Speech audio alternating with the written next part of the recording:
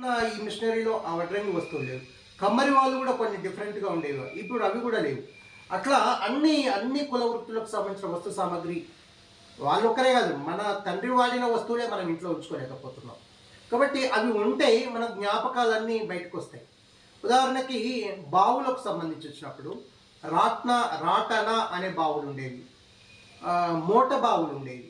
మోట బావులు కొంత ఈ కాలం చూశారు, కానీ రాటన బావులు అసలే చూడలేదు. చక్రాలతో తిరిగే బండి, పెద్ద చక్రాన్ని తిప్పే బండి అవి ఉండేవి. గానుగా ఆడిన ఎద్దులు ఉండేవి, ఆ గానుగా రాయి కూడా దొరకట్లేదు. డంగు సున్నంతో చేసిన ఇండ్లు ఉండేవి, డంగు సున్నం రాయి కూడా కనుమరుగైపోతుంది.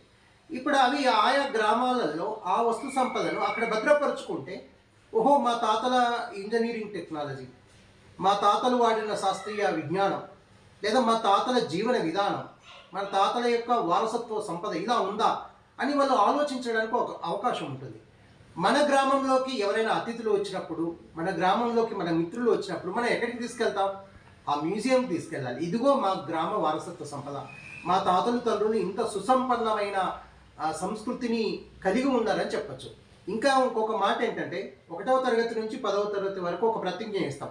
India is my country, all Indians are my brothers and sisters అని ఒక ప్రతిజ్ఞ చేస్తాం, తెలుగులో చేస్తాం. భారతదేశం నా మాతృభూమి, భారతీయులందరూ నా సహోదరులు అని. అందులో సుసంపన్నమైన బహువిధములైన నా దేశ వారసత్వ సంపద నాకు గర్వకారణమని ప్రతిజ్ఞ చేస్తాం. నా దేశ వారసత్వ సంపద నాకు గర్వకారణం. మరి మీ తాత యొక్క వారసత్వ సంపదనే మీ ఇంట్లో లేదు, మరి ఇంకా నా దేశ వారసత్వ సంపద అంటే ప్రతిజ్ఞ చేస్తున్నాం, కానీ ప్రతిజ్ఞలో ఆ ప్రతిజ్ఞకు ప్రాణం పోయట్లేదు, అంటే విలువ ఇవ్వట్లేదు. ఇప్పటికైనా భారతదేశం కానీ, అంటే సెంట్రల్ పాలసీ కానీ స్టేట్ పాలసీ కానీ ఒకటి తీసుకొని ప్రతి గ్రామంలో ఒక ఆర్కియాలజికల్ మ్యూజియం నిర్మించాలి. అది గ్రంథాలయానికి అనుబంధంగా నిర్మించాలి. అంటే ఒక్క ఫ్యాకల్టీ ఉంటే చాలు, గ్రంథాలయానికి లైబ్రరీకి కలిపి ఒక్క సిబ్బంది ఉంటే సరిపోతుంది. ఎందుకంటే గ్రామానికి పెద్ద చారిత్రక సంపద ఉండదు, తక్కువ వస్తువులు ఉంటాయి. మహా అయితే ఒక గది ఉంటే చాలు. ఆ గ్రామంలో ఉండే మట్టి నమూనాలు, రాతి నమూనాలు, సాంస్కృతిక ప్రతీకలు అట్లా ఏవైనా మనం అందులో భద్రపరచుకోవచ్చు. సార్, ఈ పురావస్తు వస్తువుల భద్రత గురించి కానీ, తర్వాత ఇవి ఏ విధంగా స్వీకరించాలి, అదేవిధంగా దీన్ని కాపాడే బాధ్యత యువతకు ఎంతవరకు ఉందని మీరు భావిస్తున్నారు? వాళ్ళకు ఎలాంటి సలహాలు సూచిస్తున్నారు?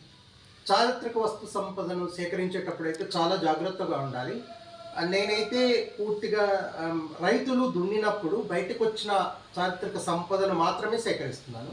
పూర్తిగా బయటకు వస్తాయి అవి, లేదా ఒక సగ భాగం బయటకు వచ్చినప్పుడు జాగ్రత్తగా ఒక చిన్న కర్ర